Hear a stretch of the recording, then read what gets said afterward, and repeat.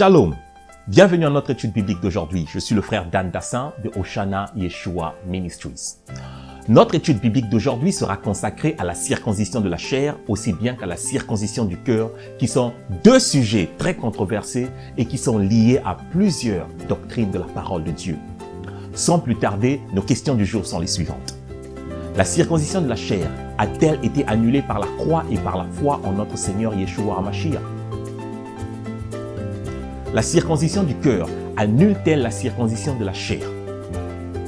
L'apôtre Paul enseigne-t-il l'abolition de la circoncision de la chair? Plusieurs personnes croient que la circoncision de la chair est révolue et n'a rien à voir avec la nouvelle alliance. Ils disent que la circoncision de la chair est celle de l'ancienne alliance, tandis que la circoncision du cœur est celle de la nouvelle alliance. Pour cela, je tiens à signaler que la circoncision du cœur, aussi bien que la circoncision de la chair, existe depuis l'Ancien Testament. La circoncision de la chair est une loi que Dieu avait donnée à Abraham avant la loi, tandis que la circoncision du cœur est une loi de la Torah. C'est une loi que Dieu avait donnée aux enfants d'Israël à leur sortie de l'Égypte. La circoncision du cœur n'est pas une révélation particulière que l'apôtre Paul avait reçue de Dieu. Mais l'apôtre Paul enseigne bel et bien la circoncision selon la Torah. Voici quelques versets qui attestent que la circoncision du cœur existait déjà dans l'ancienne alliance. Vous circoncirez donc votre cœur et vous ne roidirez plus votre cou. Deutéronome 10, 16. Yahuwah, ton Dieu, circoncira ton cœur et le cœur de ta postérité. Et tu aimeras Yahuwah, ton Dieu, de tout ton cœur, de toute ton âme, afin que tu vives. Deutéronome 36. Circoncisez-vous pour Yahuwah. Circoncisez vos cœurs, hommes de Juda et habitants de Jérusalem. Jérémie 4, 4. Non seulement que ces deux types de circoncision sont des ordonnances de la Torah, mais bien plus, le prophète Ézéchiel, parlant du retour et du règne de 1000 ans de Yeshua HaMashiach sur terre, utilise près de 8 chapitres pour décrire en détail l'architecture, les services et les lois du temple de Yeshua HaMashiach sur terre. L'une des lois du temple de Yeshua se trouve dans Ézéchiel 44 au verset 49. Ainsi parle le Seigneur, l'Éternel. Aucun étranger, incirconcis de cœur et incirconcis de chair n'entrera dans mon sanctuaire. Donc, au retour de Yeshua, ceux qui ne sont pas circoncis de cœur et de chair ne pourront entrer dans son sanctuaire et par conséquent ne pourront pas l'approcher. Maintenant que nous sommes d'accord que la circoncision du cœur et de la chair sont des lois de la Torah, j'aimerais préciser que la circoncision de la chair ne concerne que les hommes. On ne circoncie pas les femmes. Cela étant dit, étudions premièrement les versets relatifs à la circoncision de la chair qui sont souvent mal compris et interprétés comme une abolition de la circoncision par beaucoup de leaders d'organisations à caractère religieux.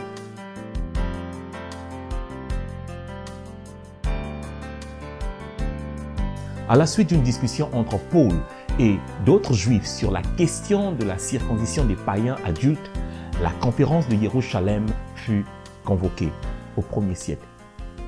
Cette conférence réunissait les premiers apôtres de Yeshua, Paul, Barnabas et d'autres disciples juifs de Yeshua. Voyons à présent quel était l'avis des anciens de l'Église sur cette question de la circoncision des païens.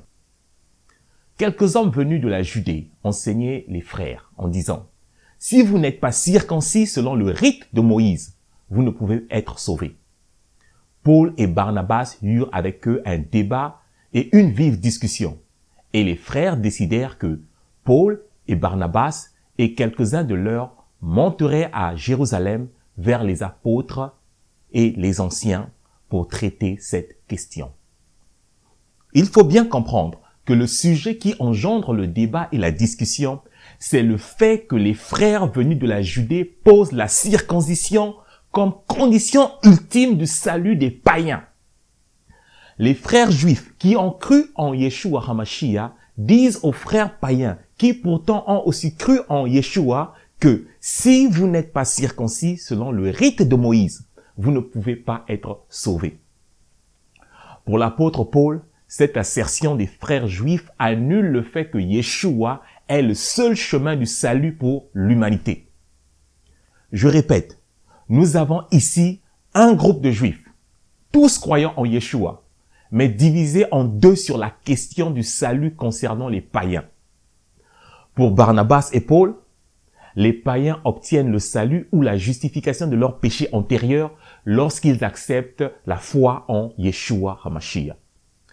Pour les autres frères juifs, pourtant croyant en Yeshua HaMashiach, la croyance en Yeshua ne suffit pas pour justifier les péchés des païens. Ils insistent que les païens ne peuvent être justifiés que lorsqu'ils ont fait couler leur propre sang au travers de la circoncision selon le rite de Moïse. Maintenant, il faut se poser la question de savoir qu'est-ce que la circoncision selon le rite de Moïse. Il convient de mentionner que dans toute la Bible, personne n'a jamais été justifié par la circoncision seule. La circoncision selon les rites de Moïse n'existe même pas dans la Torah. Mais c'est une tradition inventée par les pharisiens après leur retour de Babylone. C'est une loi rabbinique ou une halakha. Je m'explique. Lorsque les pharisiens parlent de circoncision selon le rite de Moïse, ils ne parlent pas d'une simple opération chirurgicale de 5 minutes de l'ablation du prépuce. Mais ils font référence à tout un processus de conversion au judaïsme antique qui dure à peu près 3 ans à 7 ans, selon les cas. Durant toutes ces années, les païens sont enseignés diverses doctrines et traditions rabbiniques, aussi appelées Talmud ou Torah orale, si vous voulez.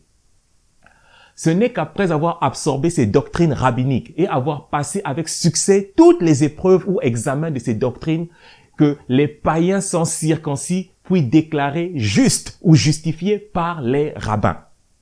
Donc, la circoncision est le dernier acte de la conversion au judaïsme antique. Dans le judaïsme antique, tout ce long processus de conversion en obéissance à ces halakha ou lois rabbiniques est appelé circoncision.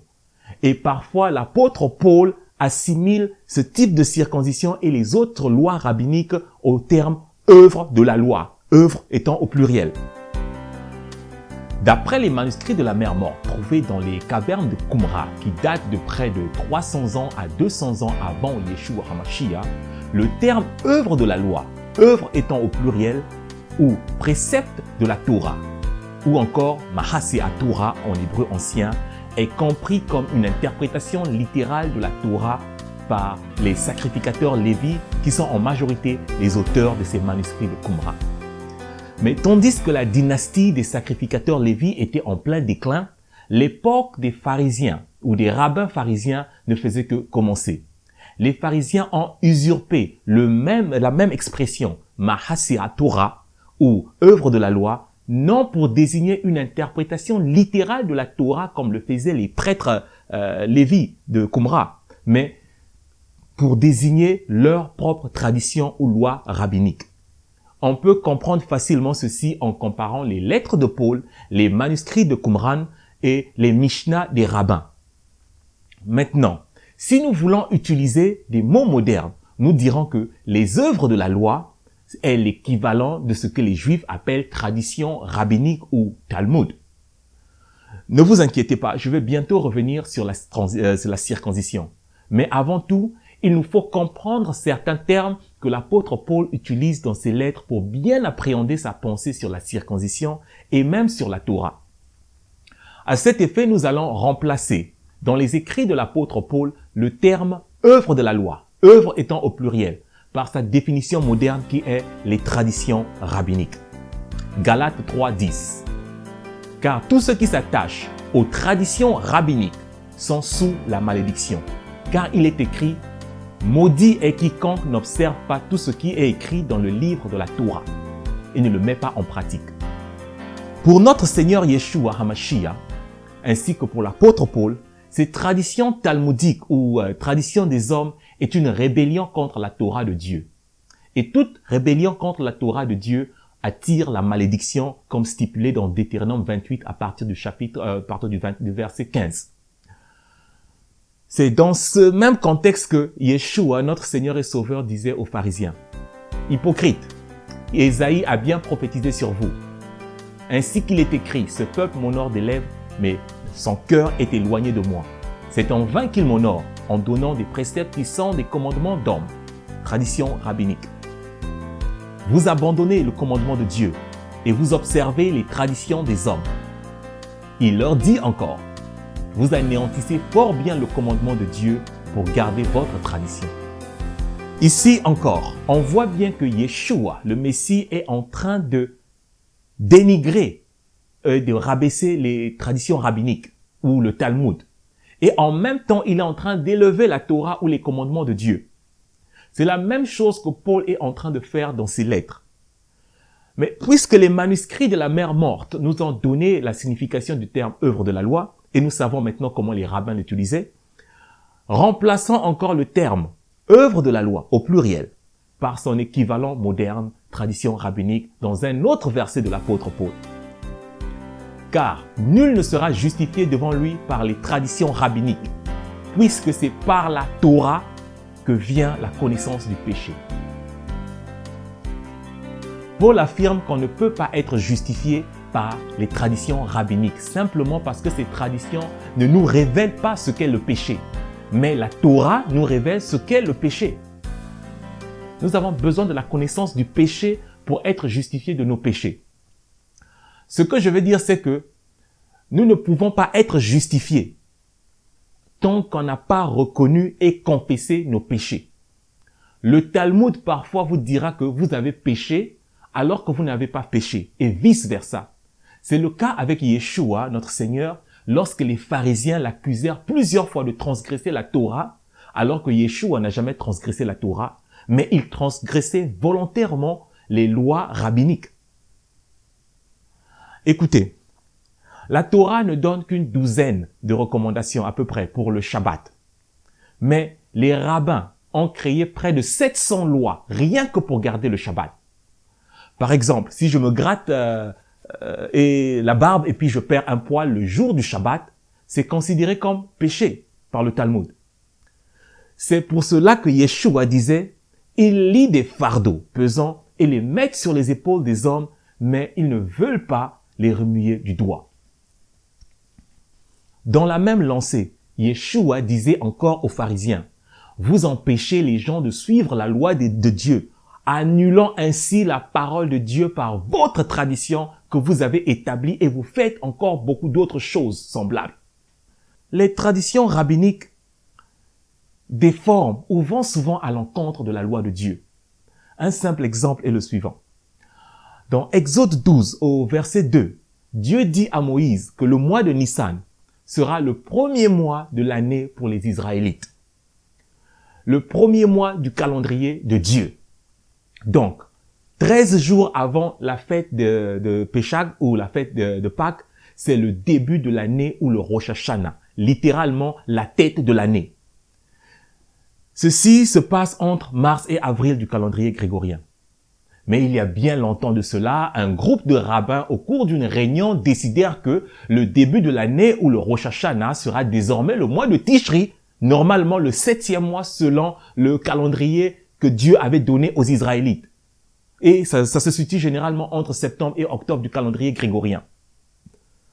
Donc, parlant du calendrier juif, les rabbins avaient même nommé certains mois du calendrier biblique.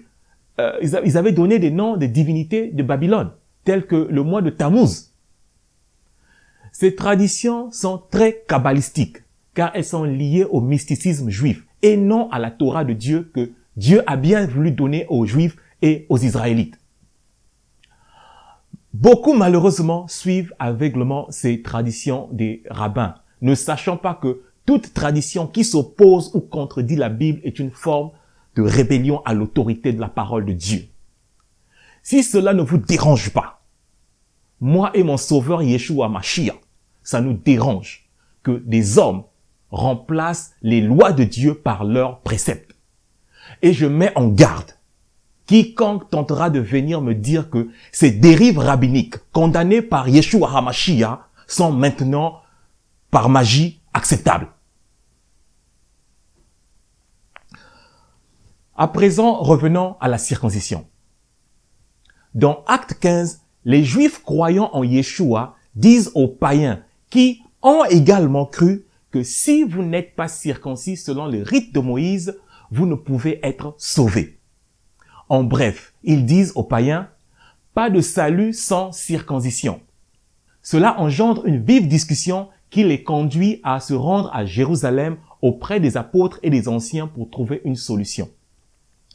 Une fois à Jérusalem, les apôtres Pierre et Jacques donnent leur avis par rapport à la question du salut des païens et en rapport avec la circoncision comme moyen du salut. L'apôtre Pierre dit, « Et Dieu qui connaît les cœurs leur a rendu témoignage en leur donnant le Saint-Esprit comme à nous. Il n'a fait aucune différence entre nous, Juifs, et eux, païens, ayant purifié leur cœur par la foi.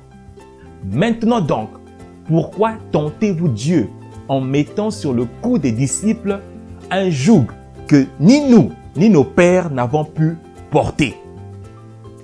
Mais c'est par la grâce du Seigneur Yeshua que nous croyons être sauvés de la même manière qu'eux. » L'apôtre Pierre précise que la même grâce de Yeshua qui a sauvé les Juifs a aussi sauvé les païens, étant donné que les païens aussi ont reçu le Ruach HaKodesh ou le Saint-Esprit.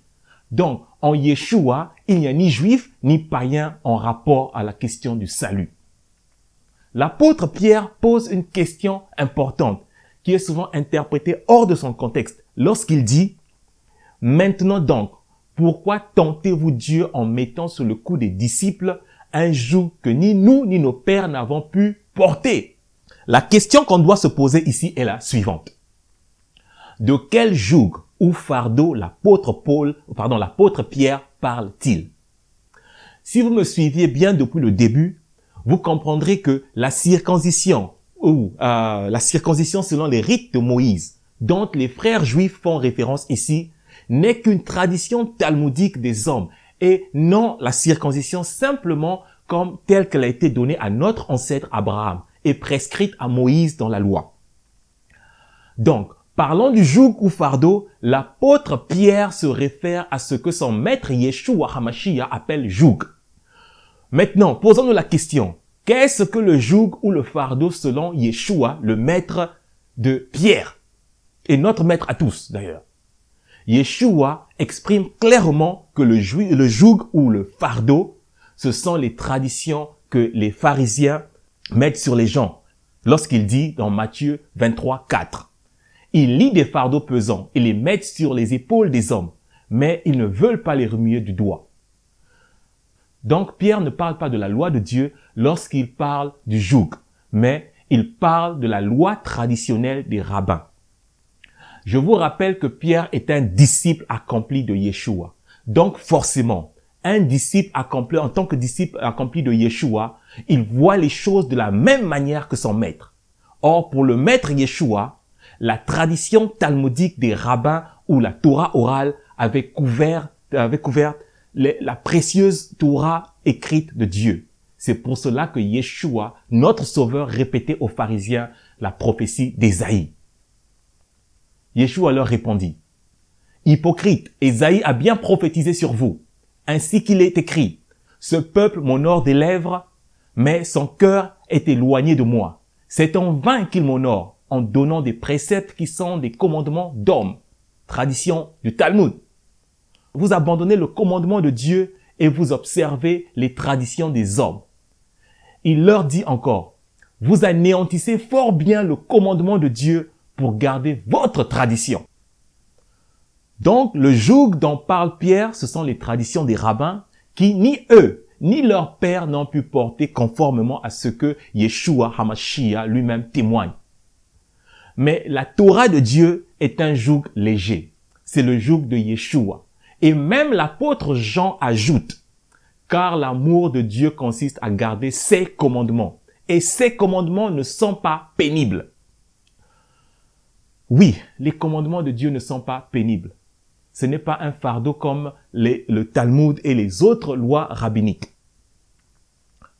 Continuons avec la résolution sur le conflit dans le livre des Actes des Apôtres à partir du chapitre 15. L'apôtre Jacques conclut la discussion en ces termes. C'est pourquoi je suis d'avis qu'on ne crée pas de difficulté à ceux des païens qui se convertissent à Dieu, mais qu'on leur écrive de s'abstenir des souillures d'idoles, de l'impudicité, des animaux étouffés et du sang. Car depuis bien des générations, Moïse a dans chaque ville des gens qui le prêchent, puisqu'on le lit tous les jours de Shabbat dans les synagogues.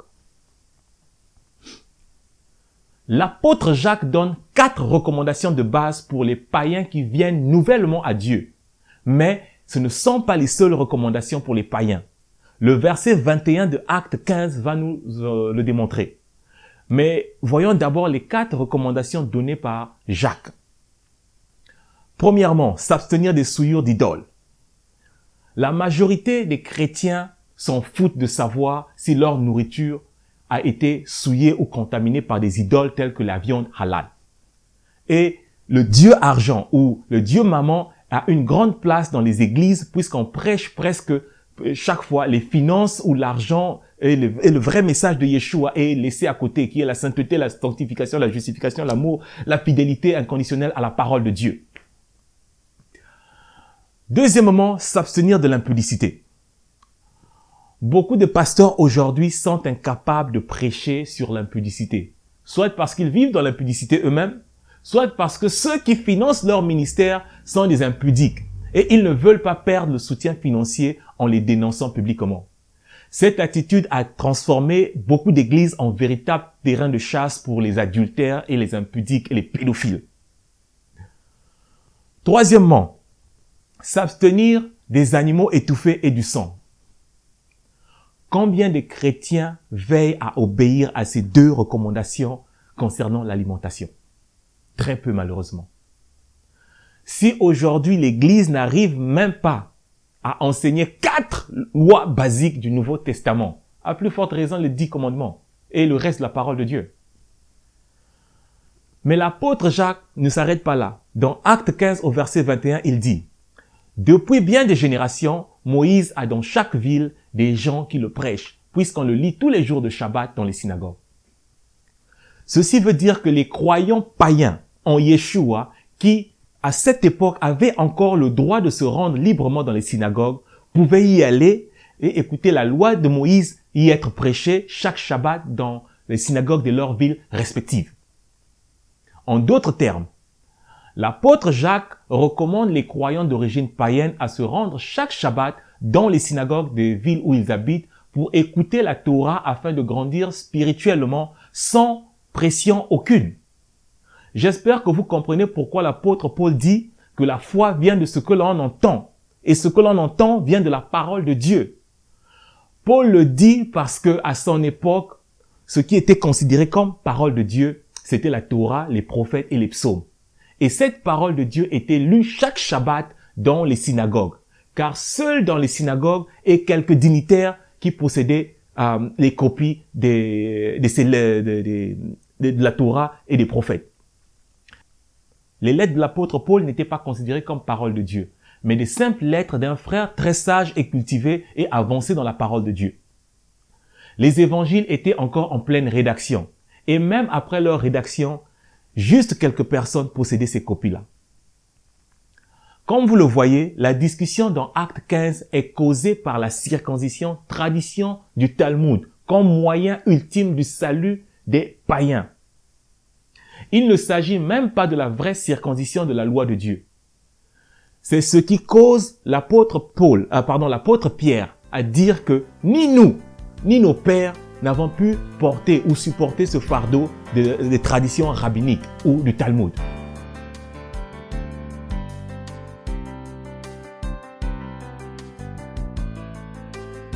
Dans le livre des Actes des Apôtres, au chapitre 21, nous voyons une scène dans laquelle la Bible nous dit que l'apôtre Paul était faussement accusé d'enseigner contre la loi de Moïse et contre la circoncision des enfants.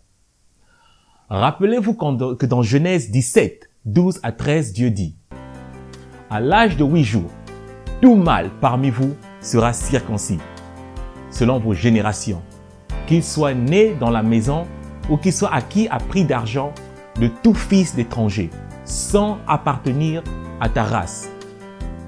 On devra circoncire celui qui est né dans la maison et celui qui est acquis à prix d'argent. Mon alliance sera dans votre chair une alliance perpétuelle. Tout enfant mâle doit être circoncis et c'est une loi perpétuelle. Je tiens à signaler que le mot perpétuel utilisé ici est le mot hébreu olam. C'est le même mot utilisé pour qualifier Dieu, El Olam, c'est-à-dire le Dieu éternel. Maintenant, si l'éternité de cette alliance de la circoncision de la chair est annulée, cela mettrait en cause l'éternité même de Dieu qui a annoncé ou prononcé cette alliance. À présent, voyons rapidement ce qui se passe dans Actes 21. Tu vois, frère, combien de milliers de Juifs ont cru, et tous sont zélés pour la Torah. Or, ils ont appris que tu enseignes à tous les Juifs qui sont parmi les païens à renoncer à Moïse, leur disant de ne pas circoncire les enfants et de ne pas se conformer aux coutumes. Que faire donc? Sans aucun doute, la multitude se rassemblera, car on saura que tu es venu. C'est pourquoi fais ce que nous allons te dire. Il y a parmi nous 4 hommes qui ont fait un vœu. Prends-les avec toi, purifie-toi avec eux, et pourvois à leurs dépenses, afin qu'ils se rasent la tête. Et ainsi, tous sauront que ce qu'ils ont entendu dire sur ton compte est faux, mais que toi aussi, tu te conduis en observateur de la Torah. Donc, quand les Juifs de Jérusalem entendent les fausses rumeurs selon lesquelles Paul prêchait contre la loi de Moïse et contre la circoncision des enfants, ils voient en lui un faux prophète, puisque la Bible dit dans Deutéronome 13 que même si une personne fait des prodiges au milieu de vous et qu'après cela, il vous enseigne à vous éloigner de la loi de Dieu, vous devez considérer une telle personne comme un faux prophète. Mais les apôtres et les disciples de Yeshua, qui sont informés sur l'enseignement réel de Paul, savent qu'il n'enseigne pas contre la circoncision ni contre la loi de Moïse. C'est pour cela que les apôtres disent à Paul, « Ainsi, tous sauront que ce qu'ils ont entendu dire sur ton compte est faux, mais que toi aussi tu te conduis en observateur de la Torah. » Ceci démontre bien que les anciens disciples, les anciens de Jérusalem savent bien que Paul n'enseigne pas des mauvaises pratiques, mais il enseigne la loi selon Yeshua et non selon les pharisiens. Nous pouvons donc conclure que même les apôtres savaient que Paul n'enseignait pas contre la loi ou contre la circoncision des enfants.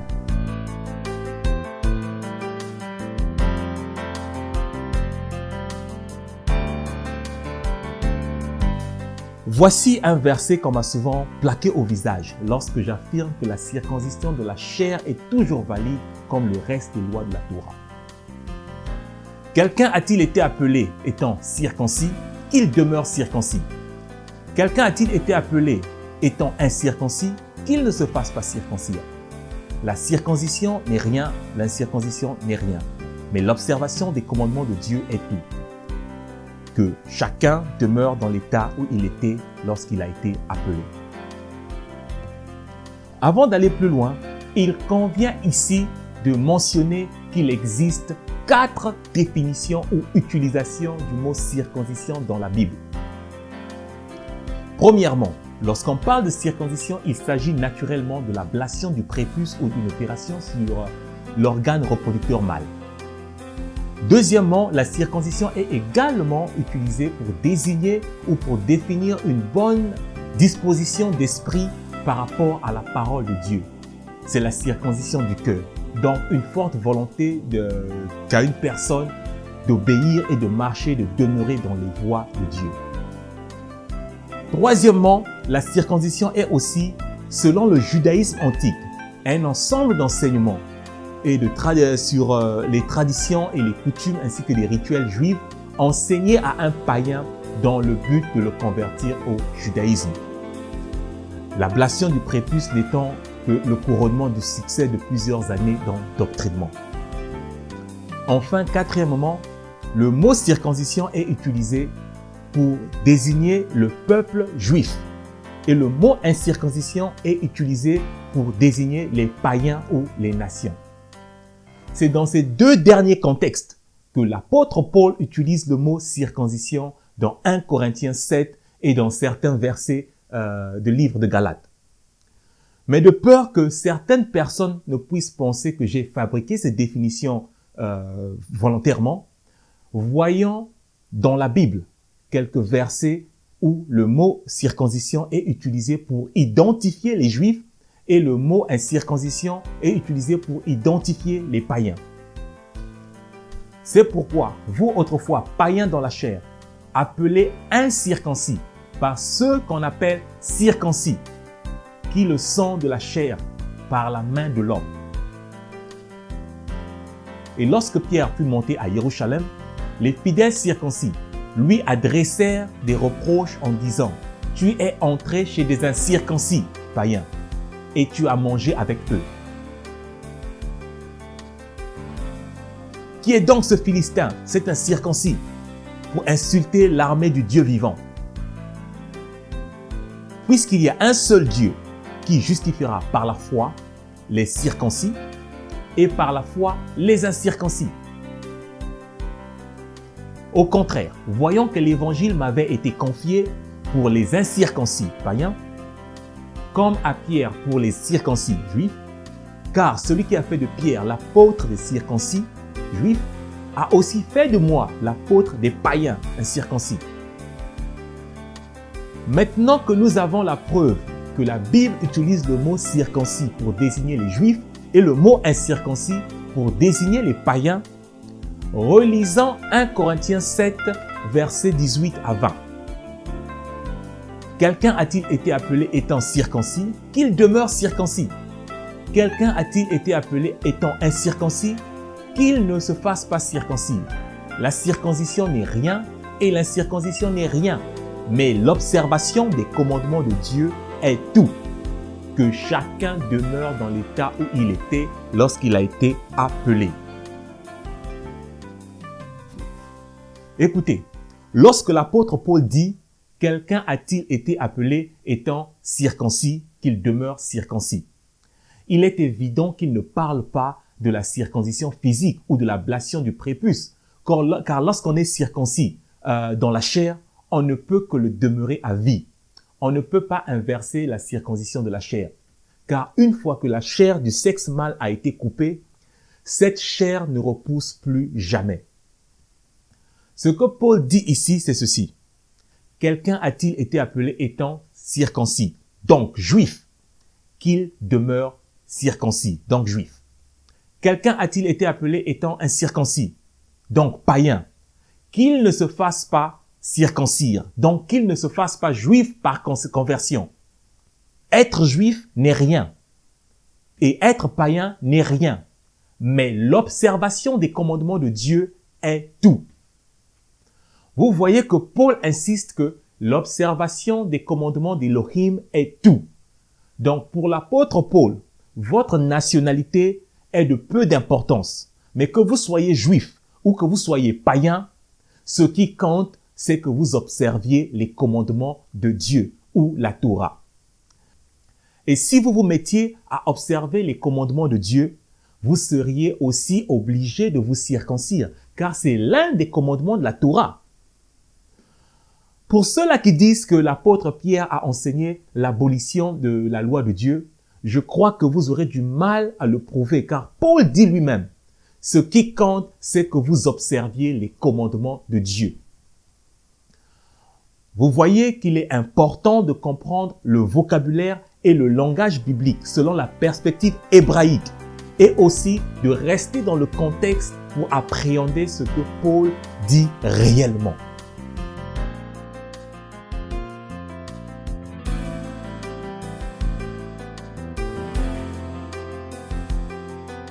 Voici encore un autre passage biblique similaire à celui que nous venons d'étudier, dans lequel le terme circoncis est utilisé pour désigner les Juifs et le terme incirconcis est utilisé pour désigner les païens. Car les circoncis eux-mêmes n'observent point la loi, mais ils veulent que vous soyez circoncis pour se glorifier dans votre chair. Car ce n'est rien d'être circoncis ou incirconcis. Ce qui est quelque chose, c'est d'être une nouvelle créature. Paul dit aux Galates que les circoncis, donc les Juifs eux-mêmes, n'observent pas la loi. Ceci n'est pas surprenant, d'autant plus que notre Seigneur Yeshua avait à plusieurs reprises reprimandé les Juifs, spécialement les pharisiens et les scribes, de pratiquer les traditions des hommes plutôt que de pratiquer la loi de Dieu. Paul dit aux Galates que les Juifs veulent que vous soyez circoncis ou convertis au judaïsme pour se glorifier dans votre chair. Ce que Paul dit ici, c'est exactement comme s'il mettait en garde les croyants d'aujourd'hui contre certains pasteurs qui ne vivent même pas selon ce qu'ils prêchent et qui sont dans toutes sortes de compromissions. Ils pratiquent la magie, ils sont dans l'impudicité, dans la fornication, mais cependant, ils veulent avoir un grand nombre de convertis dans leurs églises pour se glorifier du nombre de fidèles qu'ils ont, pour être fiers du nombre des gens qu'ils ont baptisés. Ensuite, au verset 15 de Galates au chapitre 6, Paul dit « Car ce n'est rien d'être circoncis ou incirconcis. Ce qui est quelque chose, c'est d'être une nouvelle créature. » Ici encore, l'apôtre Paul dit que votre nationalité est de peu d'importance. Que vous soyez circoncis, donc juif, ou que vous soyez non-juif, cela est futile. Ce qui est quelque chose, c'est d'être une nouvelle créature. Maintenant, ici, la grande question est la suivante. Qu'est-ce que être une nouvelle créature, selon la Bible? L'apôtre Paul n'est pas le premier à enseigner sur être une nouvelle créature ou la nouvelle naissance.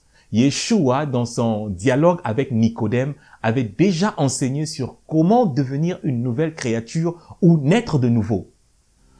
Voyons ce que le maître Yeshua a à dire sur la nouvelle naissance ou être une nouvelle créature. Yeshua lui répondit, « En vérité, je te le dis, si un homme ne naît de nouveau, il ne peut voir le royaume de Dieu. » Nicodème lui dit, « Comment un homme peut-il naître quand il est vieux?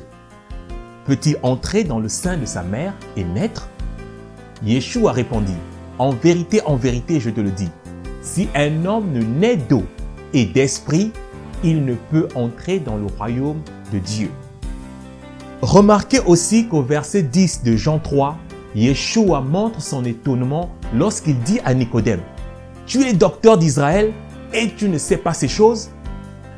Yeshua marque son étonnement parce que le concept « naître de nouveau » est à plusieurs reprises mentionné dans l'Ancien Testament. Mais Nicodème ne semble pas être au courant de cela. En fait, le prophète Ézéchiel explique en détail le processus de la nouvelle naissance. Ézéchiel 36, versets 25 à 27. « Je répandrai sur vous une eau pure, et vous serez purifiés. Je vous purifierai de toute souillure et de toutes vos idoles. Je vous donnerai un cœur nouveau, et je mettrai en vous un esprit nouveau. J'ôterai de votre corps le cœur de pierre, et je vous donnerai un cœur de chair.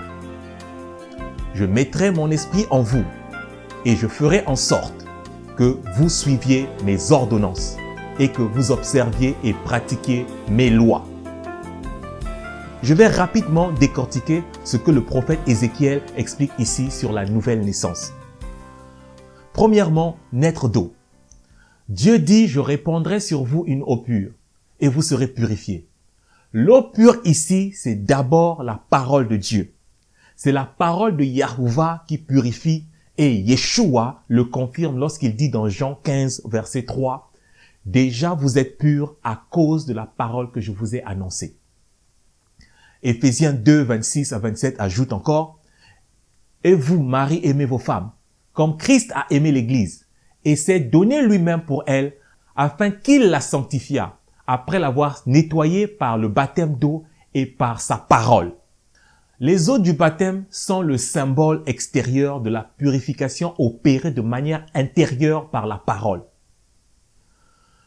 La deuxième condition pour naître de nouveau, Dieu dit, je vous donnerai un cœur nouveau et je mettrai en vous un esprit nouveau. J'ôterai de votre corps le cœur de pierre et je vous donnerai un cœur de chair. Ici, il s'agit de la circoncision du cœur. Dieu enlève notre cœur de pierre et le remplace par un cœur et un esprit disposé à faire sa volonté. La troisième condition pour naître de nouveau, c'est de recevoir le Roi HaKadosh, ou l'Esprit Saint, ou l'Esprit de Dieu. Car Dieu dit, je mettrai en vous mon esprit.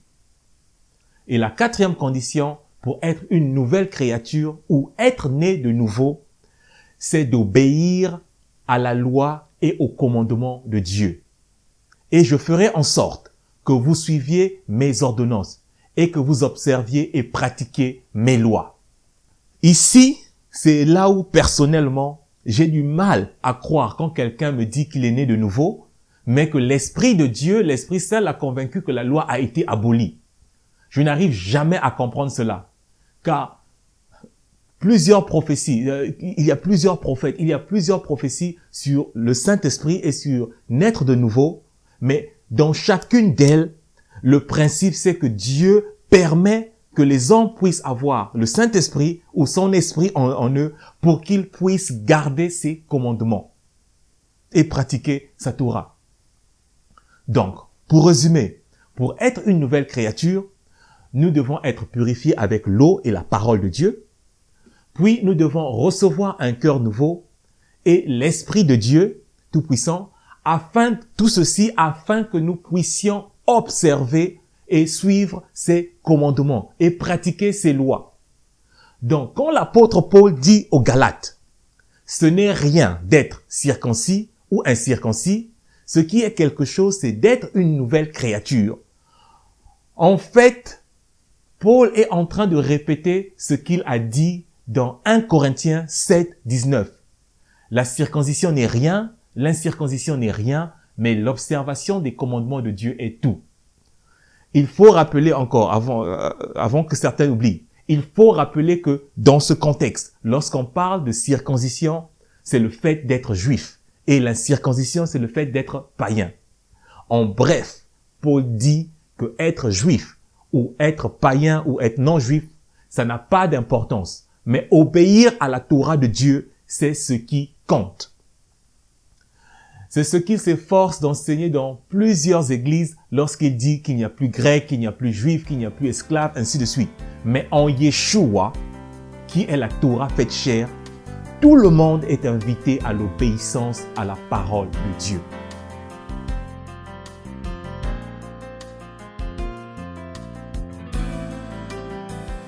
À présent, passons à une étude de quelques versets de l'Épître aux Romains relative à la circoncision.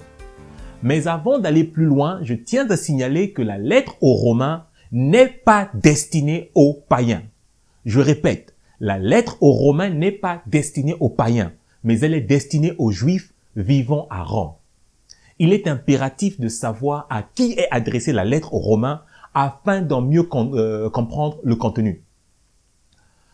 Je vais vous donner rapidement quelques versets comme preuve que l'apôtre Paul s'adresse aux Juifs de Rome. Toi qui te donnes le nom de Juif, qui te repose sur la loi, qui te glorifie de Dieu, qui connaît sa volonté, qui apprécie la différence des choses, étant instruit par la loi. Un autre verset qui prouve que l'apôtre Paul s'adressait aux Juifs de Rome est le suivant. Ignorez vos frères, car je parle à des gens qui connaissent la loi.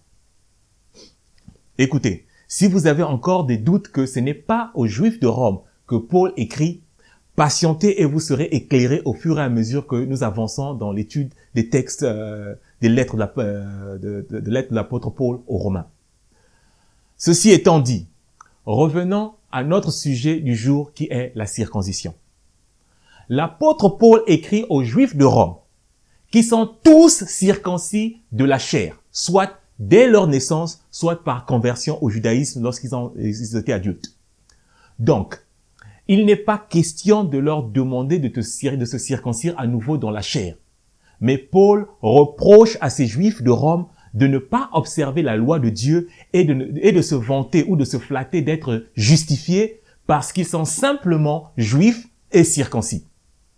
C'est ce que Paul dit dans Romains 2, 17 à 24. Toi qui te donnes le nom de Juif, qui te repose sur la loi, qui te glorifie de Dieu, qui connaît sa volonté, qui apprécie la différence des choses, étant instruit par la loi. Toi qui te flattes d'être le conducteur des aveugles, la lumière de ceux qui sont dans les ténèbres, le docteur des insensés, le maître des ignorants, parce que tu as dans la Torah la règle de la science et de la vérité. Toi donc qui enseignes les autres, tu ne t'enseignes pas toi-même? Toi qui prêches de ne pas dérober, tu dérobes. Toi qui dis de ne pas commettre adultère, tu commets l'adultère. Toi qui as en abomination les idoles, tu commets des sacrilèges. Toi qui te fais une gloire de la Torah, tu déshonores Dieu par ta transgression de la Torah. Car le nom de Dieu est à cause de vous blasphémé parmi les païens, comme cela est écrit. Paul reproche aux Juifs de Rome de se vanter ou de se flatter d'avoir la Torah et d'être juifs, mais cependant, ils déshonorent la même Torah en la transgressant. Et Paul leur rappelle la prophétie d'Ézéchiel qui dit que le saint nom de Dieu est blasphémé à travers les nations païennes à cause de leur mauvais comportement qui ne reflètent pas les valeurs de la Torah qui leur a été confiée. Étant donné que ces Juifs se glorifient du fait qu'ils sont juifs et circoncis, Paul leur rappelle que la circoncision de la chair est utile seulement si tu obéis à la Torah. Mais si tu transgresses la Torah, ta circoncision devient incirconcision. Paul leur dit, la circoncision est utile si tu mets en pratique la loi. Mais si tu transgresses la loi, ta circoncision devient incirconcision. Pour vous expliquer cela de manière claire, je vais faire un parallèle avec certains chrétiens d'aujourd'hui. Il y a certains chrétiens qui vivent comme des démons. Ils sont dans toutes sortes de compromissions, ils volent, ils sont fornicateurs, adultères, ils pratiquent le mensonge, la calomnie, ils sont envieux, ivrognes et j'en passe. Mais si vous allez leur dire que votre vie ne reflète pas les valeurs de Yeshua ou les valeurs de la Bible, ils vous diront pourquoi me juges-tu? J'ai été baptisé et j'ai accepté Jésus-Christ dans mon cœur en répétant la prière du pécheur. C'est exactement ce que font les Juifs, ces Juifs de Rome, qui croient que parce qu'ils sont nés Juifs et sont circoncis, ils sont donc forcément dans la faveur de Dieu. Et Paul se fait une mission de leur rappeler que tant que vous transgressez la Torah, vous n'êtes même pas différent des païens, même si vous êtes juifs et circoncis. Et Paul continue son attaque en disant, si donc l'incirconcis, le païen, observe les ordonnances de la Torah, son incirconcision ne sera-t-elle pas tenue pour circoncision? L'incirconcis de nature qui accomplit la Torah ne te condamnera-t-il pas, toi qui la transgresses, tout en ayant la lettre de la Torah et la circoncision?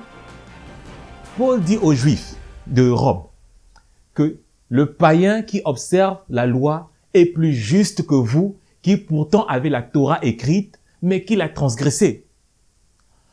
Paul, sachant que ces Juifs circoncis se rendent chaque Shabbat dans les synagogues pour écouter la lecture de la Torah, il leur répète ceci. Ce ne sont pas en effet ceux qui écoutent la Torah qui sont justes devant Dieu, mais ce sont ceux-là qui la mettent en pratique qui seront justifiés. Écoutez, ceci est clair. Paul enseigne à ses frères juifs de revenir à la Torah et de la pratiquer. Si l'apôtre Paul enseigne l'abolition de la Torah, comme beaucoup semblent l'affirmer de nos jours, alors, pour Paul, trouver des frères juifs qui transgressent la Torah et qui croient en Yeshua HaMashiach devrait être une opportunité, une aubaine pour leur dire, écoutez, laissez cette loi, cette Torah de côté et concentrez-vous sur Mashiach, Yeshua. Mais ce n'est pas ce qu'il fait ici, car au contraire, il les rappelle la Torah. Et dans Romains 2, 27, Paul continue ses reproches aux Juifs de Rome et dit: le Juif, ce n'est pas celui qui en a les dehors. Et la circoncision, ce n'est pas celle qui est visible dans la chair. Mais le Juif, c'est celui qui l'est de l'intérieur. Et la circoncision, c'est celle du cœur, selon l'esprit et non selon la lettre. La louange de ce Juif ne vient pas des hommes, mais de Dieu. Comprenez que pour la plupart, ces Juifs ont été circoncis le 8e jour après leur naissance. Donc, la circoncision n'est pas un commandement qu'ils ont obéi personnellement, mais la circoncision est une marque de l'obéissance de leurs parents. Leurs parents ont obéi à la lettre de la loi pour eux. Paul leur fait remarquer que la marque de votre circoncision personnelle, c'est celle du dedans, celle du cœur, donc celle de l'obéissance et de la pratique de la Torah, et non celle du dehors faite par vos parents sans votre consentement, sans votre conscience. Le vrai juif, c'est celui qui a la loi de Dieu dans son cœur et qui la pratique, et non le contraire. L'apôtre Shaoul ne s'arrête pas là. Il pose la question suivante dans Romains 3, au premier verset. Quel est donc l'avantage des Juifs? Ou quelle est l'utilité de la circoncision? Il est grand de toute manière. Tout d'abord, en ce que les oracles de Dieu leur ont été confiés. En fait, la question de Paul, c'est quel est l'avantage d'être juif et d'être circoncis? Sa réponse est directe. Il est grand de toute manière. Jusque-là, honnêtement, je ne vois pas Paul prêcher contre la circoncision. Mais je sais que certains commencent déjà à dire que, mais Paul a dit dans Galates, semble-t-il qu'il ne faut pas se faire circoncire. Ne vous inquiétez pas. Nous allons étudier Galates tout à l'heure. Mais pour l'instant, finissons avec Romains. En fait, dans Romains et dans Galates, Paul parle de la circoncision en rapport avec la justification. Il faut comprendre que la justification est le fait d'avoir tous ses péchés antérieurs pardonnés. C'est aussi le fait d'être trouvé juste ou non coupable devant Dieu. Paul trouve que la justification est accomplie lorsqu'on croit ou lorsqu'on met sa foi dans la parole de Dieu. Et pour bien montrer son argument, l'apôtre Paul repart à la source de la doctrine de la circoncision, selon la Torah. Cette source, c'est le père Abraham. Et parlant d'Abraham, Paul dit que même Abraham a été justifié lorsqu'il crut à la voix de Yahuwah, un Dieu qu'il n'avait jamais connu, il n'avait jamais entendu parler d'eux. Quand Dieu avait demandé à Abraham de sortir du pays de Our pour une terre inconnue, il crut. Et c'est parce qu'il crut qu'il agit. Le fait qu'Abraham crut en la voix de Dieu, une alliance s'était établie entre Dieu et le père Abraham. C'est cette croyance à la voix de Yahuwah qui justifia le père Abraham alors qu'il était encore incirconcis. C'est ce que Paul exprime en disant d'Abraham, car nous disons que la foi fut imputée à justice à Abraham. Comment donc fut-elle imputée? Était-ce après ou avant sa circoncision? Il n'était pas encore circoncis, il était incirconcis. Et il reçut le signe de la circoncision comme sceau de la justice qu'il avait obtenue par la foi quand il était incirconcis, afin d'être le père de tous les incirconcis qui croient, pour que la justice leur fût aussi imputée. Et le père des circoncis, qui sont pas seulement circoncis, mais encore qui marchent sur les traces de la foi de notre père Abraham quand il était incirconcis. Donc Abraham fut justifié avant que Dieu lui donnât la circoncision. La circoncision lui fut donnée comme le sceau de justification qu'il obtenut étant incirconcis pour faire de lui le père de tous les incirconcis qui marchent dans la foi comme lui-même a marché dans la foi avant d'être circoncis. Or, Paul explique ceci aux Juifs de Rome pour qu'ils ne pratiquent pas leur doctrine traditionnelle rabbinique de la circoncision aux païens qui s'apprêtent à entrer dans l'assemblée d'Israël par la foi en Yeshua HaMashiach. Car selon les traditions des Juifs de cette époque et même ceux d'aujourd'hui, le païen n'est justifié ou n'entre dans l'alliance abrahamique que lorsqu'il est circoncis. Ici, il n'est pas question de l'annulation de la loi de la circoncision, mais c'est un problème de la charrue avant les bœufs. Je répète, c'est un problème de la charrue avant les bœufs. La question principale est la suivante. Est-on justifié ou sauvé par la circoncision ou par la foi avant d'être circoncis, comme le Père Abraham? Vous voyez que Paul enseigne aux Juifs de Rome les principes fondamentaux du salut selon la Torah et demande poliment à ses frères juifs de mettre les doctrines traditionnelles rabbiniques de côté car elles s'opposent au principe du salut des païens et des juifs selon la Torah.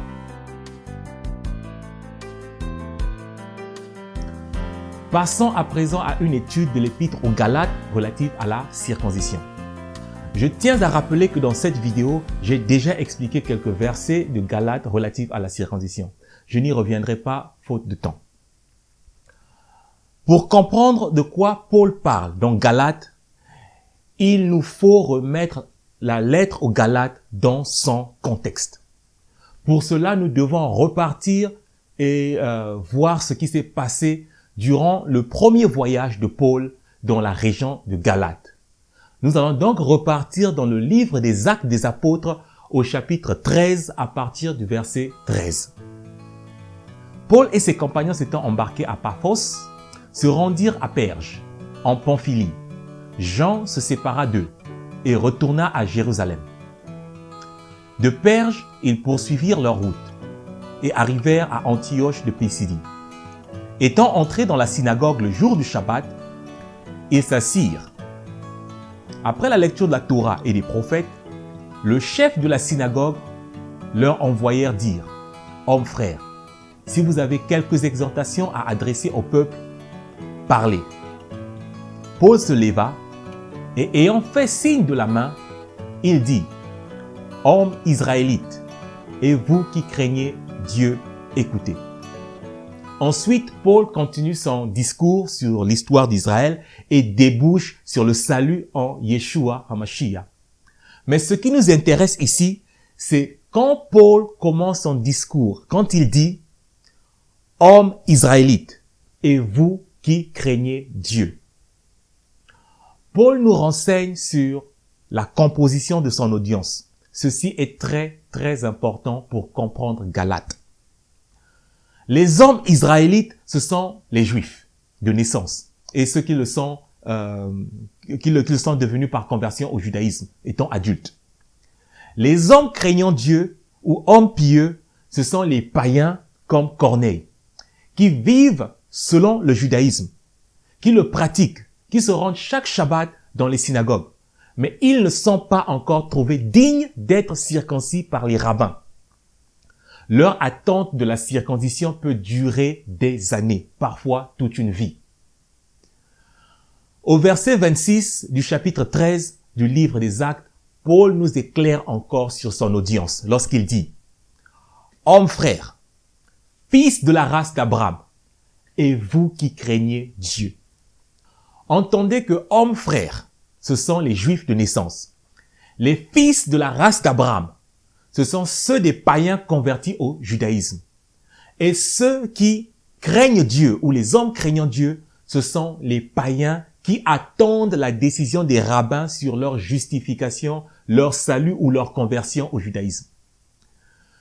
Si vous lisez le reste des Actes 13, vous vous rendrez compte que Paul fait un brillant exposé sur le salut des Juifs et des païens au point de vue de la Torah en rapport avec le sacrifice et la résurrection de notre Seigneur Mashiach Yeshua. Les hommes craignant Dieu se rendent compte qu'ils n'ont plus besoin de se soumettre aux caprices des rabbins qui leur faisaient attendre pendant des années, voire toute leur vie, pour les accepter ou de les rejeter à la fin. Ces hommes craignant Dieu comprennent que il ne leur suffit que d'aller par la foi vers le Mashiach d'Israël, Yeshua, pour devenir fils de la race d'Abraham. En d'autres termes, devenir israélite et vivre comme un israélite, vous comprenez, selon la loi de Dieu, et non celle des hommes. Cette bonne nouvelle du royaume céleste se répand comme une traînée de poudre dans cette ville de Galate. Au point que le Shabbat prochain, presque tous les hommes craignant Dieu ou les hommes pieux se présentent à la synagogue pour écouter l'interprétation de cette nouvelle interprétation de la Torah par le rabbin Shaoul, selon la vérité et non selon les traditions rabbiniques. Cette situation cause une séparation partielle entre certains rabbins de la synagogue de cette ville et les hommes craignant Dieu. Séparation partielle parce que les hommes craignant Dieu se sont soustraits de l'autorité des rabbins pour le salut de leurs âmes. Mais ils se rendent toujours, chaque Shabbat, dans les synagogues pour écouter la Torah y être lue. Après une vive persécution organisée par les rabbins, Paul et Barnabas laissent les hommes craignant Dieu et les rabbins dans cet état de tension. Paul continue son voyage à travers la région de Galate, puis vient s'installer temporairement en Syrie. Pendant ce temps, dans la région de Galate, les rabbins ont mis la pression sur les hommes craignant Dieu, en leur disant que ils ne vont jamais les considérer comme étant israélites tant qu'ils ne sont pas convertis et circoncis selon leur tradition rabbinique. Ces païens hommes craignant Dieu ont cédé à la pression des rabbins et sont repartis sous l'autorité des rabbins, espérant ainsi être circoncis, donc être justifiés, devenir juifs un jour selon le bon vouloir des rabbins et non selon la volonté du Dieu d'Israël. Voilà ce qui motive l'apôtre Paul à écrire l'épître aux Galates.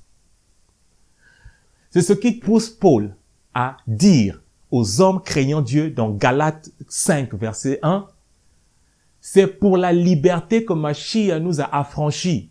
Demeurez donc fermes et ne vous laissez pas mettre de nouveau sous le joug de la servitude. » Le joug de la servitude ici, c'est le système de justification rabbinique basé sur leur tradition et l'autorité de ces rabbins. Paul ne s'arrête pas là. Il va continuer au verset suivant en disant « Voici moi, Paul, je vous dis que si vous vous faites circoncire, Mashiach ne vous servira de rien. » Ce que Paul dit ici, c'est que si vous repartez sous l'autorité des rabbins pour être justifiés, ou lavés de vos péchés antérieurs au moyen de la circoncision traditionnelle, autrement par la conversion au judaïsme, le sacrifice de Mashiach ne vous servira à rien.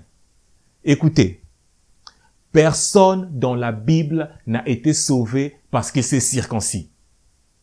Le système de salut par la circoncision est une invention purement rabbinique.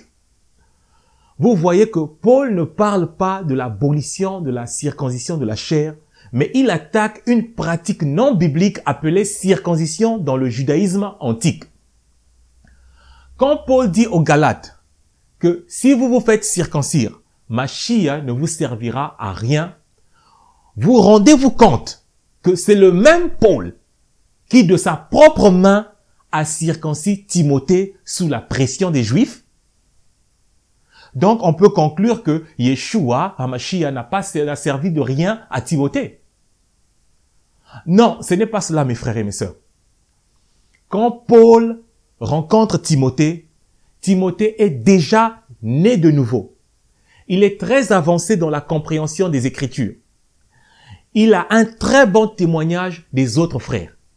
Alors, les Juifs croyant en Yeshua se retournent vers Paul et lui disent « Bon, Timothée, on voit bien que Timothée a un cœur circoncis.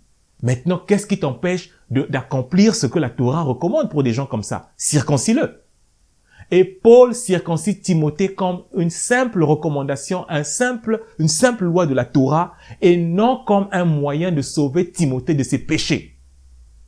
Mais à Galate, la circoncision équivaut à être sauvé de ses péchés ou à être justifié. Permettez-moi d'ouvrir une parenthèse avant que nous puissions continuer avec Galate. Vous voyez que Paul est en train de lutter contre les traditions rabbiniques de son époque. Maintenant, Timothée est d'un père grec et d'une mère juive. Mais selon la Bible et selon la Torah, Et selon le judaïsme antique, Timothée ne pouvait jamais être considéré comme juif parce que sa mère est juive. Mais il devait être considéré comme grec. Car dans la Torah, on voit bien que l'héritage génétique se passe de père en fils. Abraham, Yitzhak, Yaakov, etc. Timothée devient israélite seulement par adoption par Mashiach, Yeshua. Ça, c'est l'époque de Paul. Mais bien plus tard, après l'époque de Paul, les rabbins se réunirent et décidèrent que désormais, ils sont une communauté matriarcat. Les Juifs vont devenir des matriarcats contre la Bible, contre la Torah. Donc, l'héritage désormais va se transmettre de la mère aux enfants. Et cette distorsion, distorsion de la parole de Dieu, ça semble ne pas gêner les gens aujourd'hui. On avait Abraham, Isaac et Jacob. Maintenant, on a la maman, je ne sais pas si c'est Léa, Rachel, etc. Cette distorsion de la parole de Dieu est une rébellion. C'est une rébellion contre les Écritures. Et j'espère que vous comprenez maintenant pourquoi Yeshua disait aux Juifs, vous annulez fort bien le commandement de Dieu pour garder vos traditions, les traditions de vos pères. Maintenant, retournons à Galates 5. Selon le contexte de Galates, il semble que les rabbins aient présenté leur tradition aux hommes craignant Dieu, comme faisant partie de la loi ou de la Torah. D'ailleurs, c'est ce que font toujours les rabbins jusqu'aujourd'hui. Tous les rabbins que j'ai rencontrés, c'est comme ça qu'ils se comportent. Paul emboîte le pas pour dire aux Galates que dans leurs circonstances actuelles, même la Torah, la loi ne peut pas leur justifier. Paul dit aux Galates que si vous pensez qu'obéir à une seule loi de Dieu va vous justifier, alors vous vous trompez. Il vous faudra obéir à toutes les lois de Dieu et ne plus jamais pécher devant Dieu pour être juste. C'est pour cela que Paul dit au verset 3, « Je proteste encore une fois à tout homme qui se fait circoncire, qu'il est tenu de pratiquer la loi tout entière. » Paul leur indique que c'est Yeshua qui justifie de tout péché antérieur en leur disant « Vous êtes séparés de Mashiach, vous tous qui cherchez la justification dans la loi. Vous êtes déchus de la grâce. » La personne qui a péché contre la loi ne peut pas être justifiée par cette même loi. La loi va continuer à regarder cette personne comme transgresseur et digne d'être punie. Je prends un exemple dans la Bible. Lorsque le roi David avait convoité la femme d'Uri, lorsqu'il avait commis l'adultère avec la femme d'Uri, lorsque David avait été hypocrite envers Uri, et lorsqu'il assassina Uri, la loi voyait David comme transgresseur. Et il n'existe aucune loi dans la Bible pour réparer ces transgressions ou pour sauver le roi David de ses péchés. Il n'y a même pas une loi de sacrifice prévue pour justifier un meurtrier ou un adultère dans la Bible. La seule issue pour David était la mort. Le roi David ne pouvait pas être justifié de ses péchés par la loi. Et David, connaissant la loi, avait proclamé sa mort lui-même en disant qu'un tel homme doit mourir. David n'a eu la vie sauve qu'en implorant la grâce de Dieu. Et pour Paul, les hommes de Galate sont dans la même situation que le roi David lorsqu'il avait péché. Car ces Galates, pendant longtemps, ont été des idolâtres, ils ont été des meurtriers, ils ont fait tout ce qu'ils pouvaient faire. Maintenant, ils cherchaient la justification par rapport à la loi, mais la loi les regardait d'abord comme idolâtres, tant qu'ils n'avaient pas renoncé à cette idolâtrie et venir en Mashiach. Je tiens aussi à signaler qu'il existe deux genres de justification dans la Bible. La justification de celui qui a vécu dans le péché et la justification de celui qui a vécu dans l'obéissance à la loi de Dieu. Dans le cas des Galates, ils ont besoin de la justification des pécheurs. Je vais revenir tout à l'heure sur ces deux types de justification, mais pour l'instant, en repartant au chapitre 1 de Galates, car c'est là que nous aurions dû commencer notre étude. Dans la lettre aux Galates, dans le chapitre 1, Paul nous indique un détail très important. Il nous indique qu'il va se mettre à parler des lois traditionnelles des rabbins lorsqu'il dit « Vous avez su, en effet, quelle était autrefois ma conduite dans le judaïsme, comment je persécutais à outrance et ravageais l'église de Dieu, et comment j'étais plus avancé dans le judaïsme que beaucoup de ceux de mon âge et de ma nation, étant animé d'un zèle excessif pour les traditions de mes pères. » Paul, dans l'introduction de sa lettre, donne aux Galates son curriculum vitae, ou son domaine de compétences avant qu'il ne rencontre le Mashiach. Il avait un zèle excessif pour les traditions de ses pères. Il dit ceci afin de faire comprendre aux Galates qu'il s'y connaît dans les traditions rabbiniques et qu'il pouvait en parler en qualité d'expert. Je tiens à préciser que plus tard, quand Paul défend ses convictions religieuses, il dit « Il ne saurait prouver ce dont il m'accuse maintenant. Je t'avoue bien que je sers le Dieu de mes pères, selon la voie qu'ils appellent une secte, croyant tout ce qui est écrit dans la loi et dans les prophètes. » Vous voyez la différence? Paul sert à présent le Dieu de ses pères, croyant tout ce qui est écrit dans la loi et dans les prophètes, contrairement à l'époque avant sa conversion où il croyait et servait les traditions rabbiniques de ses pères. Paul veut remettre la doctrine de la circoncision à sa place d'origine, car les rabbins pharisiens avaient fait de la doctrine de la circoncision la doctrine centrale de la justification pour eux-mêmes les Juifs et pour les païens. Et Paul insiste que la circoncision est un commandement comme les autres et non un commandement spécial qui mène au salut. Dans Galates 2, quand Paul se rend avec Tite à Jérusalem pour rencontrer les autres apôtres, il dit que Tite n'était même pas contraint de se circoncire comme préalable avant de s'assembler avec les apôtres. Pour bien comprendre ce qui se passe ou ce qui s'est passé avec Tite, je vais vous faire un parallèle avec la doctrine des baptêmes. Imaginez une assemblée ou une église où de nouvelles âmes arrivent pour se convertir. Et les anciens de cette assemblée disent « Tenez-vous à l'écart, vous n'avez pas le droit de manger avec nous, ni d'adorer Dieu ensemble avec nous. Mais nous allons d'abord vous enseigner pendant plusieurs années et nous allons, quand nous saurons que vous êtes vraiment mature, nous allons vous baptiser et quand vous serez purifiés, à ce moment-là, avec le baptême, quand vous serez purifiés, vous pourriez maintenant vous assembler, manger et adorer avec nous. » Je ne crois pas que les églises chrétiennes le font aujourd'hui, mais c'est à peu près de cette manière que fonctionnent les traditions rabbiniques de la circoncision. Tite n'est pas contraint de se faire circoncire parce que l'apôtre Pierre avait déjà reçu une vision dans ce sens. Et Corneille et sa famille qui attendaient la circoncision des rabbins avaient rejoint l'assemblée des saints sans préalable de circoncision. L'apôtre Paul est déterminé à prouver aux Galates qu'il va combattre les mauvaises doctrines, les doctrines traditionnelles rabbiniques partout où elles se trouvent. C'est pour cela que l'apôtre Paul leur raconte sa prise de bec avec l'apôtre Pierre dans Galates 2.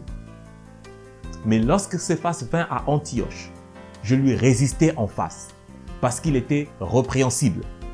En effet, avant l'arrivée de quelques personnes envoyées par Jacques, il mangeait avec les païens. Et quand elles furent venues, il s'esquiva et se tint à l'écart par crainte de circoncis. Avec lui, les autres Juifs usèrent aussi de dissimulation, en sorte que Barnabas même fut entraîné par leur hypocrisie. Voyant qu'il ne marchait pas droit selon la vérité de l'Évangile, je dis à Céphas en présence de tous, « Si toi qui es juif, tu vis à la manière des païens et non à la manière des Juifs, pourquoi forces-tu les païens à judaïser? Nous sommes juifs de naissance et non pécheurs d'entre les païens. À Antioche, Pierre mangeait avec les païens. Mais lorsque les autres Juifs venus de Jérusalem, envoyés par l'apôtre Jacques, arrivèrent, Pierre et Barnabas et les autres Juifs croyant en Yeshua qui étaient là, s'esquivèrent et évitèrent de manger avec les païens par crainte d'être critiqués par les Juifs venus de Jérusalem. En agissant de la sorte, Paul repart dans le respect de la tradition rabbinique, de ne pas s'associer avec les incirconcis. Rappelez-vous que Pierre est celui qui avait reçu la vision comme quoi il devait désormais s'associer avec les païens qui viennent en Yeshua. Comme Pierre ne marchait pas dans la vérité de la parole de Dieu, mais plutôt dans la tradition des rabbins, Paul reprend publiquement Pierre. Si toi, qui es juif, tu vis à la manière des païens et non à la manière des juifs, pourquoi forces-tu les païens à judaïser? Nous sommes juifs de naissance et non pécheurs d'entre les païens. En fait, Paul dit à Pierre, si toi, qui es un juif, tu te comportes comme un païen par ton hypocrisie, et non à la manière d'un juif qui ne doit pas être hypocrite car la loi le lui interdit, alors pourquoi forces-tu les païens à intégrer la foi juive? Car le terme judaïser veut dire amener un païen à la foi juive. Mais puisque l'Église catholique, mère des prostituées, avait décidé que le terme judaïser devait être perçu comme négatif et péjoratif, tous ses enfants, sans exception, perçoivent le terme judaïser comme étant une chose négative. Ce qui se passe ici, c'est comme deux chrétiens qui vont évangéliser dans les rues. Et l'un des deux chrétiens réalise que l'autre est un menteur pathologique. C'est un impudique. Le premier chrétien lui fait des reproches en disant, si toi qui es chrétien, tu vis à la manière des païens, pourquoi forces-tu les païens à christianiser? Est-ce que là, le mot christianiser, ici tel qu'utilisé, est-il péjoratif?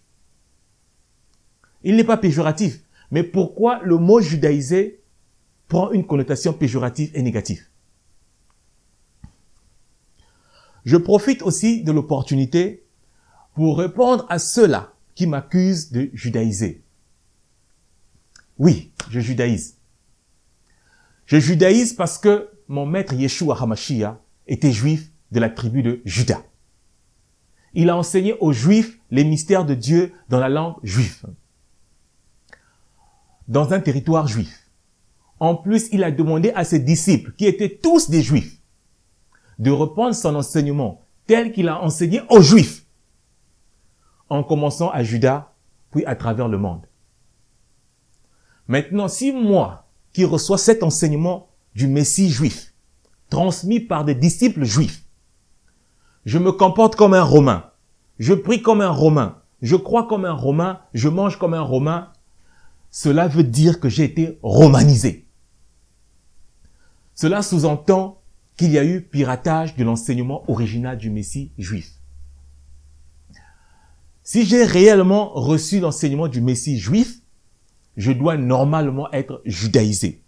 Donc, réfléchir, croire et manger, agir comme un juif. Donc, je suis coupable, oui, je judaïse. Revenons maintenant au livre de Galates. Au verset 16 du chapitre 2 de Galates, Paul ajoute, « Néanmoins, sachant que ce n'est pas par les œuvres de la loi que l'homme est justifié, mais par la foi en Yeshua HaMashiach, nous aussi, nous avons cru en Yeshua HaMashiach afin d'être justifiés par la foi en Mashiach et non par les œuvres de la loi, tradition rabbinique. Parce que nulle chair ne sera justifiée par les œuvres de la loi ou les traditions rabbiniques. » Je vous prie, rappelez-vous que nous avons étudié plutôt que dans les manuscrits de la mer morte trouvés dans les cavernes ou dans les caves de Qumran, que dans la langue hébraïque antique, l'expression œuvre de la loi devait se comprendre comme l'équivalent des doctrines traditionnelles rabbiniques et non la loi de Dieu. Donc, Une fois encore ici, Paul dit qu'aucun homme n'est justifié par la pratique des traditions inventées par les rabbins. Mais nous sommes justifiés par la foi en Yeshua, notre Sauveur. Continuons avec les œuvres de la loi qui sont un ensemble de traditions mises en place par les rabbins pour, paraît-il, justifier les hommes.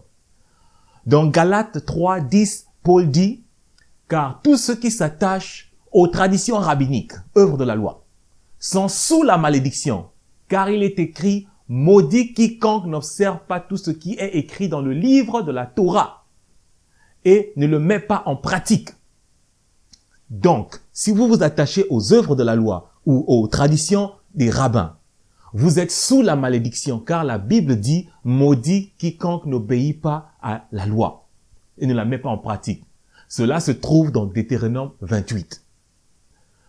Paul explique aux Galates que la désobéissance cause la malédiction.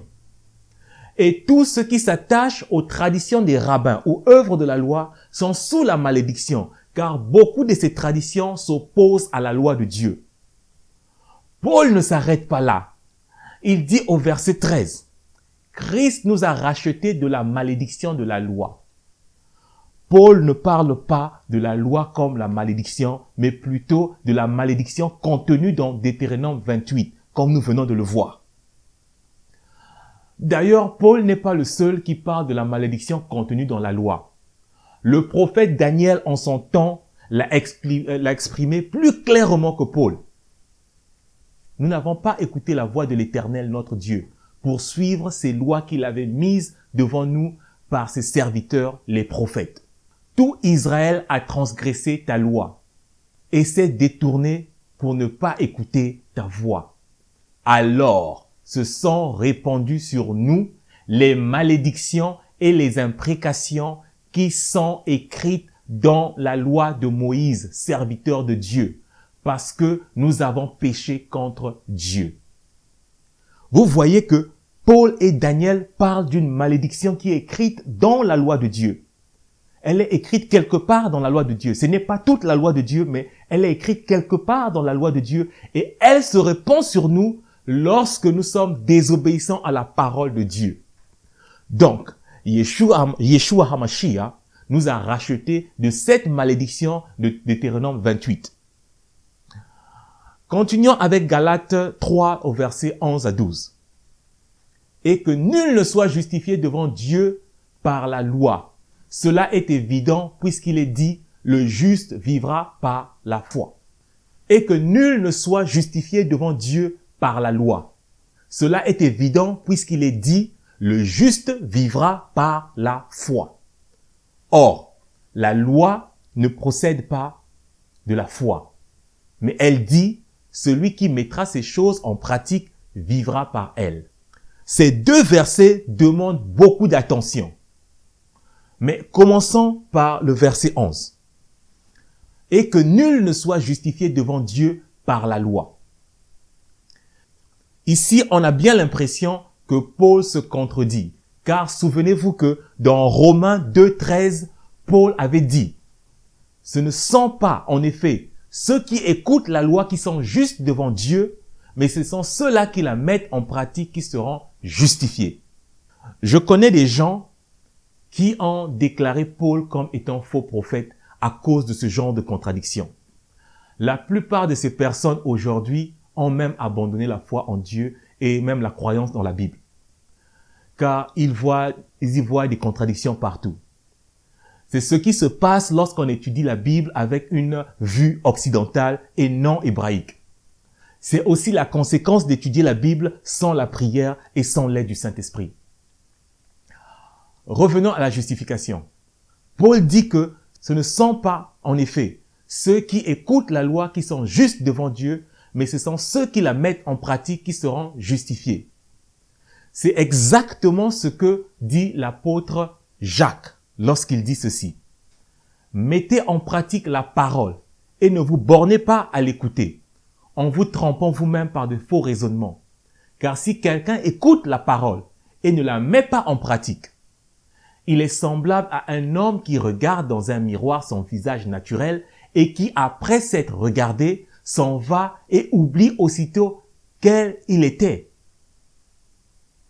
Alors, Paul dit d'une part que pratiquer la loi ou la Torah de Dieu justifie. Ensuite, il change d'avis et se contredit et dit que pratiquer la loi ne justifie pas. Au point que dans Galates 4, 5, il dit « Vous êtes séparés de Mashiach, vous tous qui cherchez la justification dans la loi. Vous êtes déchus de la grâce. » Que se passe-t-il ici? Est-ce vraiment une contradiction? La réponse est non. Il n'y a pas contradiction ici. Dans la Bible, il y a deux types de justification comme je l'ai mentionné tout à l'heure. Le premier type de justification, c'est lorsqu'une personne vit constamment en obéissance à la parole de Dieu qu'il est trouvé juste devant Dieu. C'est le cas de Noé. Noé était un homme juste et intègre dans son temps. Noé marchait avec Dieu. Job, par exemple, Dieu reconnut qu'il était un homme juste et intègre. Même chose pour Enoch, Joseph et les autres. Ce n'est pas tout. Dans le Nouveau Testament aussi, nous avons des gens qui sont justes ou qui sont déclarés justes à cause de leur obéissance à la Torah. Dans Luc 1, 5, nous lisons « Du temps d'Hérode, roi de Judée, il y avait un sacrificateur nommé Zacharie, de la classe d'Abia. Sa femme était d'entre les filles d'Aaron et s'appelait Élisabeth.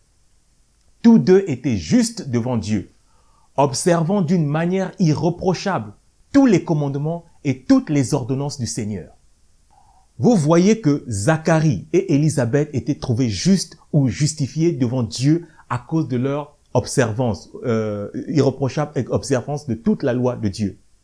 Mais ce ne sont pas les seuls. Dans Luc 1, 47, nous lisons « Yeshua, voyant venir à lui Nathanaël, dit de lui, « Voici vraiment un Israélite dans lequel il n'y a point de fraude. » Yeshua déclare Nathanaël sans fraude. Donc, il déclare Nathanaël comme étant juste, alors que Nathanaël ne le connaissait même pas, ne l'avait jamais rencontré, il n'avait jamais été son disciple. Cette justice, c'est celle qui nous habite lorsque nous vivons en constante obéissance à la parole de Dieu. C'est pour cela que Paul écrivait « Ce ne sont pas en effet ceux qui écoutent la loi qui sont justes devant Dieu, mais ce sont ceux qui la mettent en pratique qui seront justifiés. » Maintenant, passons au second type de justification. Le second type de justification est celle que Dieu applique selon sa volonté aux pécheurs qui se détournent de leurs péchés. C'est la justification par grâce. C'est Dieu qui décide d'effacer tout péché antérieur d'une personne repentante. La grâce de Dieu est causée par l'attitude repentante de notre cœur, le désir de notre cœur de revenir à sa parole, et c'est spécialement à sa parole faite chair pour la justification. Je répète, cette justification, c'est la justification du pécheur, la justification de celui qui a vécu dans le péché. La Bible dit que tous ont péché et sont privés de la gloire de Dieu. Or, Israël était dans le péché, car au lieu de vivre selon les voies de Dieu, ils vivaient selon les voies ou les traditions des rabbins, qui sont souvent opposés à la loi de Dieu. Même chose pour les païens comme ceux de Galate, qui autrefois étaient des idolâtres, qui au lieu de venir au Dieu d'Israël, au Dieu d'Abraham, ils se livrent eux-mêmes aux traditions rabbiniques. C'est pour cela que Paul explique aux Galates que si vous vous faites circoncire selon la tradition des rabbins, vous n'aurez pas la justification, mais il vous faudra obéir à toute la loi de Dieu pour être comme Nathanaël ou Noé. Cela est difficile, voire impossible dans le cas des Galates. Et Paul ajoute que même nous, les Juifs, c'est par la foi en Yeshua que nous sommes justifiés. Car Paul lui-même était dans ses pratiques rabbiniques avant. Et il sait que tous ses compères juifs sont dans les mêmes situations. Ceux qui sont venus en Yeshua commencent à comprendre que nous avons mélangé la parole de Dieu avec quelque chose d'impur, nos propres traditions, et nous avons fait cela comme étant une seule entité. Et Dieu n'est pas content.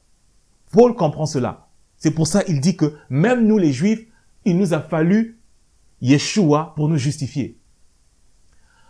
Maintenant, Si nous partons relire Galates 3, au verset 11 à 12, nous verrons que Paul résume ces deux types de justification en deux phrases. Et que nul ne soit justifié devant lui par la loi. Cela est évident puisqu'il est dit, le juste vivra par la foi. Justification des pécheurs. Or, la loi ne procède pas de la foi, mais elle dit, celui qui mettra ces choses en pratique vivra par elles. Justification de ceux qui marchent dans l'obéissance. Nul pécheur n'est justifié devant Dieu par la loi, car la loi n'efface pas les péchés commis. Mais la foi en Dieu cause la grâce qui justifie le pécheur de telle sorte que c'est par la foi que la personne justifiée vit. Et Paul cite le prophète Habakkuk. Habakkuk 2:4. Le juste vivra par la foi. Et Paul continue pour montrer la justification qui vient à l'obéissance de la loi. Paul dit que la loi ne procède pas de la foi, car c'est la foi qui procède de la loi. Il cite Lévitique 18, verset 5. Vous observerez mes lois et mes ordonnances. L'homme qui les mettra en pratique vivra par elles. Je suis l'Éternel. En deux phrases seulement, Paul a parlé de deux doctrines de justification très complexes. Il faut donc être prudent et affermi dans la Torah et les prophètes pour comprendre les lettres de l'apôtre Paul, comme le dit si bien l'apôtre Pierre dans 2 Pierre 3, 16. Allez lire 2 Pierre 3, 16 et méditez là-dessus. À présent, passons à la circoncision du cœur. La circoncision du cœur n'est pas une loi du Nouveau Testament comme beaucoup le pensent, mais c'est une loi que l'Éternel avait donnée aux enfants d'Israël. Vous circoncirez donc votre cœur et vous ne roidirez plus votre cou. La circoncision du cœur commence avec la repentance, c'est-à-dire le retour à l'obéissance à Dieu. La circoncision du cœur consiste à vivre en obéissance à la parole de Dieu. Avoir un cœur circoncis, c'est aimer Dieu de tout son cœur, de toutes ses forces, de toutes ses pensées. Mais comment se manifeste notre amour pour Dieu alors? 1 Jean 5,3 nous dit « Car l'amour de Dieu consiste à garder ses commandements, et ses commandements ne sont pas pénibles. » En effet, celui qui a le cœur circoncis trouve que les commandements de Dieu ne sont pas pénibles. Mais pour celui qui n'est pas circoncis de cœur, les commandements de Dieu sont un lourd fardeau, un fardeau insupportable. Dans le passé, Dieu a envoyé plusieurs prophètes pour demander aux Israélites qui étaient déjà circoncis de la chair de se circoncire le cœur aussi. Circoncisez-vous pour l'Éternel. Circoncisez vos cœurs, hommes de Juda et habitants de Jérusalem, de peur que ma colère n'éclate comme un feu et ne s'enflamme sans qu'on puisse l'éteindre à cause de la méchanceté de vos actions. Mais une grande partie du peuple israélite n'a pas voulu écouter les prophètes de Dieu. Mais Dieu, sachant d'avance que plusieurs ne pourront pas circoncire leur cœur, avait promis qu'il circoncira lui-même son peuple, le cœur de son peuple. Yahuwah, ton Dieu, circoncira ton cœur et le cœur de ta postérité. Et tu aimeras Yahuwah, ton Dieu, de tout ton cœur, de toute ton âme, afin que tu vives. Cette promesse de la circoncision du cœur par Dieu lui-même a été manifestée par Yeshua, notre Seigneur et notre Sauveur.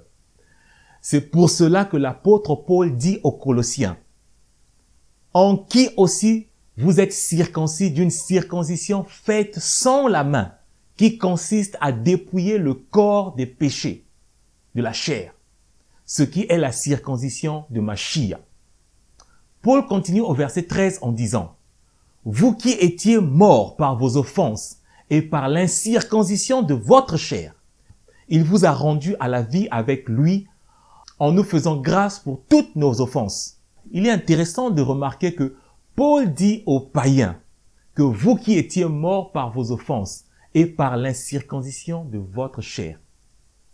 Ceci sous-entend que Mashiach est mort pour nos péchés. Et l'un des péchés pour lequel il est mort, c'est le fait que nous n'ayons pas été circoncis dans la chair, selon la loi, au 8e jour après notre naissance. Écoutez, Yeshua est mort à cause de nos péchés. Il est mort parce que nous étions ivrognes, adultères, menteurs, voleurs, etc. Puisqu'il nous a rachetés de nos péchés, nous ne devons plus être adultères, menteurs, voleurs et ivrognes, etc. C'est le même principe pour la circoncision. Mashiach est mort pour notre incirconcision. Maintenant qu'il nous a pardonné, il nous appartient de nous circoncire dans la chair si nous ne l'avons pas encore fait. La circoncision de la chair est une loi que l'on obéit une seule fois dans la vie. Une seule fois. Tous ces des païens qui viennent en la foi en Yeshua sont aussi greffés à Israël, comme descendants d'Abraham selon la promesse qui a été faite. À cela, Yeshua HaMashiach vous dit, produisez donc des fruits dignes de repentance et ne vous mettez pas à dire en vous-même, nous avons Abraham pour père. Et Yeshua, notre Seigneur et Sauveur, ajoute, si vous étiez des enfants d'Abraham, vous feriez les œuvres d'Abraham. Or, l'une des œuvres d'Abraham, c'est le fait qu'il se circoncis étant adulte. Maintenant, si vous pensez à vous faire circoncire, faites-le en obéissance à un commandement de Dieu et non comme une source de votre salut. Je ne peux malheureusement pas vous dire la douleur de la circoncision car j'ai été circoncis étant nouveau-né. Mais je vous encourage à le faire si vous ne l'êtes pas déjà. Et je vous encourage également à continuer à sonder les Écritures jour après jour et de demeurer dans la prière et dans l'obéissance à Dieu. Et vous connaîtrez la vérité et la vérité vous affranchira. Jusqu'à la prochaine. Shalom.